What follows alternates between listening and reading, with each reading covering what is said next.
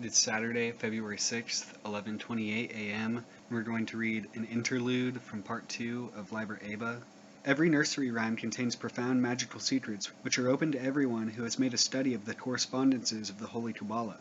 To puzzle out an imaginary meaning for this nonsense sets one thinking of the mysteries. One enters into deep contemplation of holy things, and God himself leads the soul to a real illumination. This chapter was dictated in answer to a casual remark by Sorer Viracham. Frater P. said jokingly that everything contained the truth if you knew how to find it, and being challenged proceeded to make good. It is here inserted, not for any value that it may have, but to test the reader.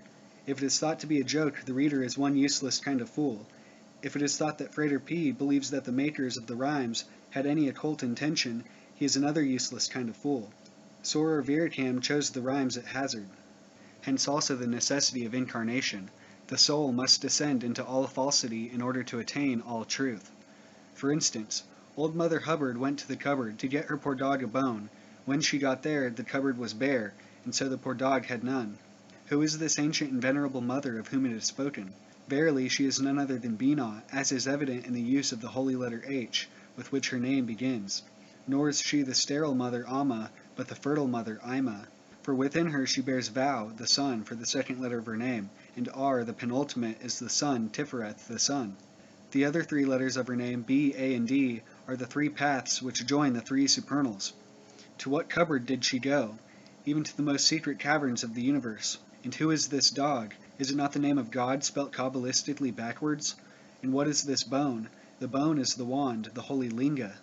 The complete interpretation of the rune is now open. This rhyme is the legend of the murder of Osiris by Typhon. The limbs of Osiris were scattered in the Nile. Isis sought them in every corner of the universe, and she found all except his sacred linga, which was not found until quite recently. Vide Fuller, The Star in the West. Let us take another example from this rich storehouse of magic lore. Little Bo Peep, she lost her sheep, and couldn't tell where to find them. Leave them alone, and they'll come home, dragging their tails behind them. Bo is the root meaning light, from which spring such words as Bo Tree, Bodhisattva, and Buddha. And Peep is Apep, the serpent Apophis. This poem therefore contains the same symbol as that in the Egyptian and Hebrew Bibles. The snake is the serpent of initiation, as the lamb is the Savior. This ancient one, the wisdom of eternity, sits in its old anguish awaiting the Redeemer. And this holy verse triumphantly assures us that there is no need for anxiety. The Saviors will come one after the other, at their own good pleasure, and as they may be needed, and drag their tails, that is to say, those who follow out their holy commandment, to the ultimate goal. Again we read, Little Miss Muffet sat on a tuffet, eating of curds and whey. Up came a spider and sat down beside her, and frightened Miss Muffet away. Little Miss Muffet unquestionably represents Malka, for she is unmarried.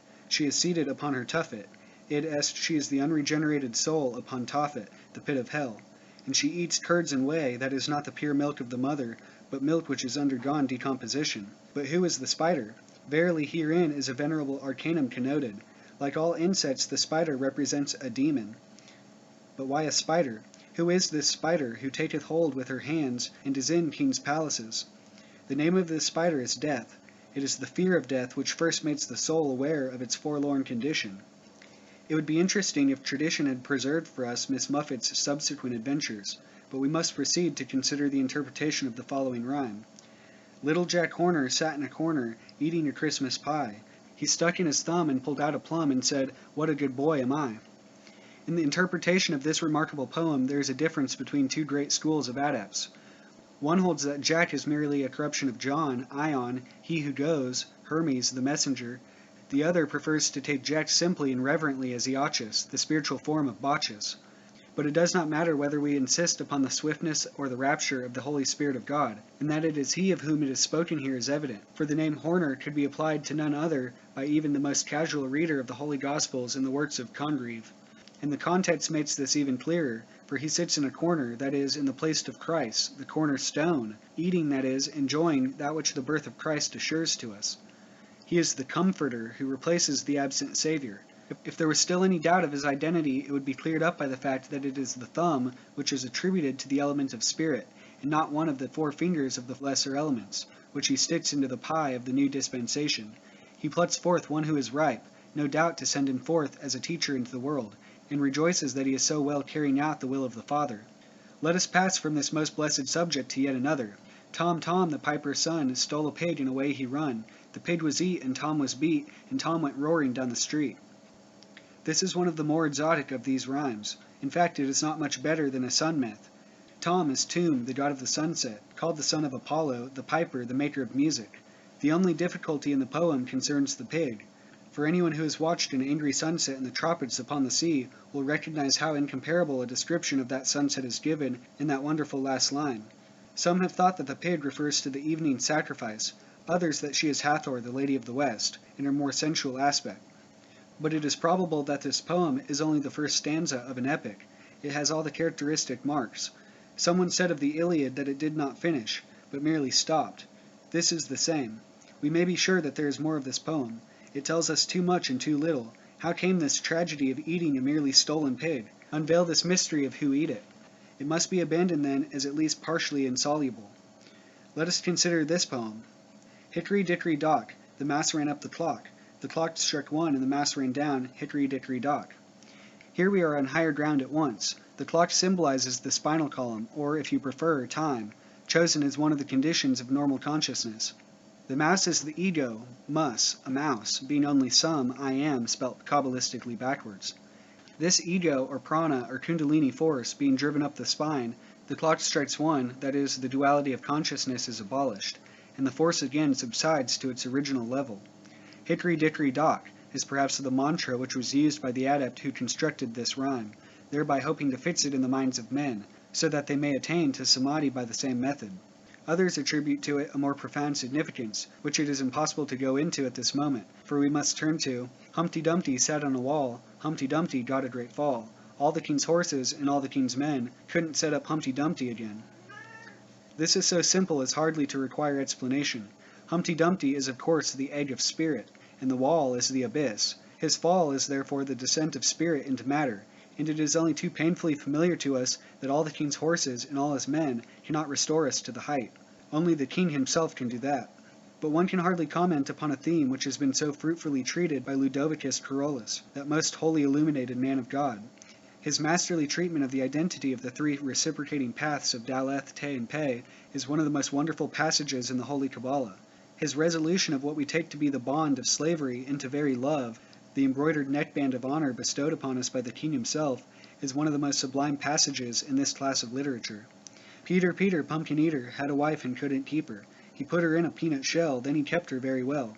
This early authentic text of the Hinaya school of Buddhism is much esteemed even today by the more cultured and devoted followers of that school. The pumpkin is of course the symbol of resurrection, as is familiar to all students of the story of Jonah and the gourd.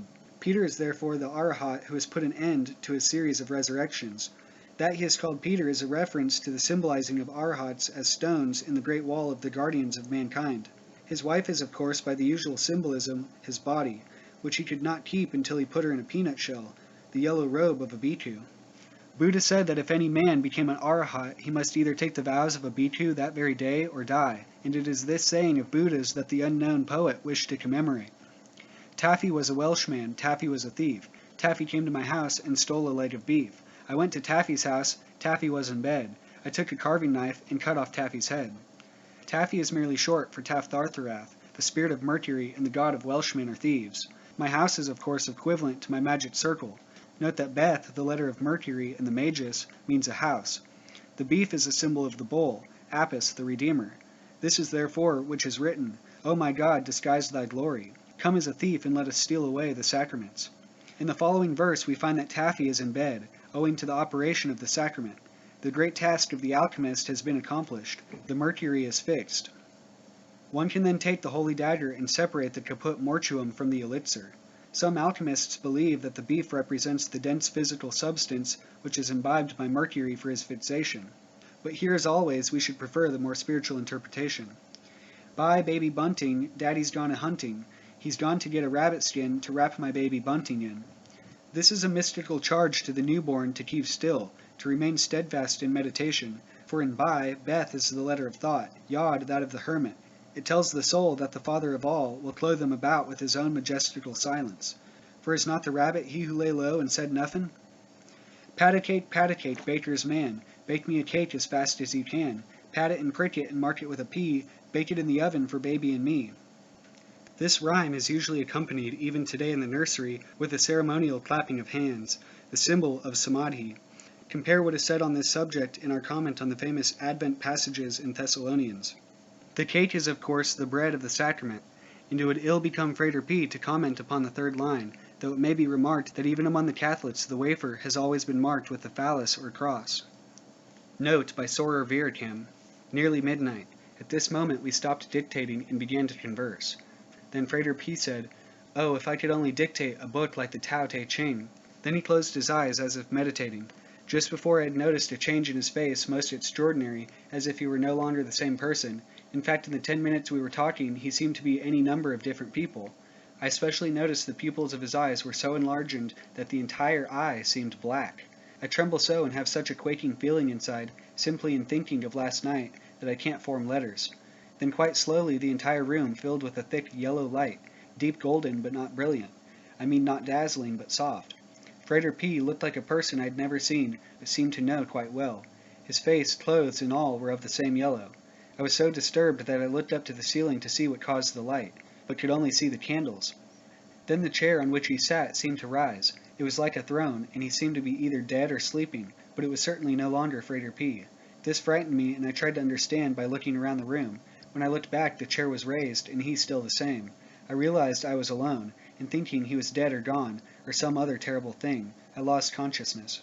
This discourse has been thus left unfinished, but it is only necessary to add that the capacity to extract such spiritual honey from these uncompromising flowers is the mark of an adept who has perfected his magic cup. This method of Kabbalistic exegesis is one of the best ways of exalting the reason to the higher consciousness. Evidently it started Frater P. so that in a moment he became completely concentrated and entranced. Notes on the lesser ritual of the Pentagram. 1.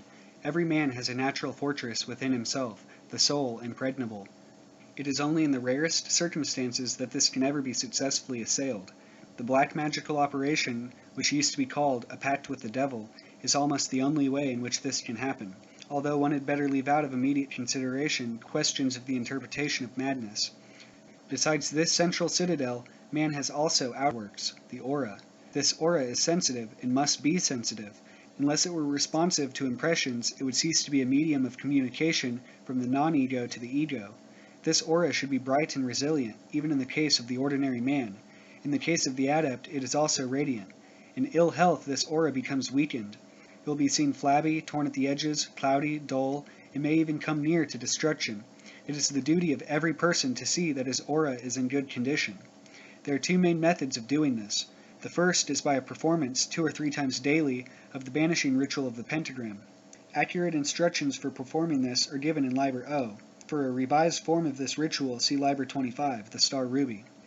Its main point is to establish in the astral 4 pentagrams, 1 in each quarter, and 2 hexagrams, 1 above, the other below, thus enclosing the magician, as it were, in a consecrated box. It flames both above and beneath the magus, who is thus in a cube of 4 pentagrams and 2 hexagrams, 32 points in all. And 32 is Aleph He Yod He Vav He, the sacred word that expresses the unity of the highest and the human. It also places in his aura the divine names invoked. The second method is the assumption of the god form of Harpocrates. The magician imagines himself in the form of the god Harpocrates, the Lord of Silence, preferably either in his standing posture or throned. By this practice the aura becomes concentrated about the soul, thus receiving fresh purity and force from that fountain of all light and power. It then returns to its normal size fortified, even invulnerable. Persistence in these practices will make it impossible for any hostile agency to penetrate it, and it will further radiate its own light on all those with whom it comes into communication, so that they themselves receive virtue from it.